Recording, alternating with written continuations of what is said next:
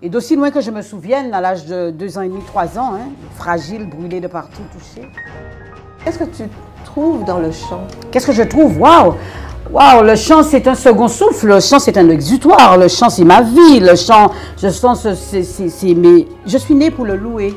Donc, j'ai été créée pour louer Dieu. Donc, je pense que depuis le ventre de ma mère, je chantais.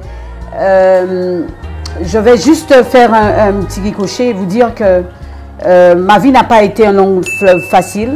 À l'âge d'1 an et demi, hein, presque, j'ai été brûlée au 3e degré, brûlée de tout le corps. Et donc, ma mère qui me laisse à mes grands-parents.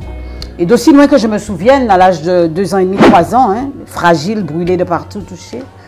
On ne pouvait pas trop me toucher, mais il y a une chose qu'on ne pouvait jamais m'enlever. C'était ça, la langue, ce souffle et cette détermination de toujours vouloir faire.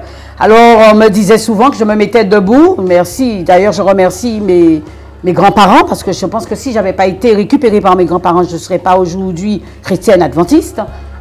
J'insiste pour le dire.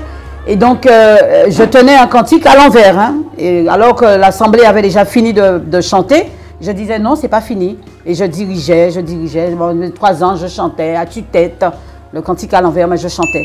Donc, il y a des fois, on me disait que l'assemblée reprenait le chant avec moi. Ou alors, ma grand-mère me faisait sortir. C'était des larmes, puisque pour moi, le chant n'était pas encore arrivé à son paroxysme, à sa grandeur. J'ai toujours eu, depuis aujourd'hui à 62 ans, hein, j'étais toute petite, je te dis donc à peine 3 ans. Donc j'ai toujours eu cette envie, c'est mon souffle, c'est mon inspiration, c'est tout.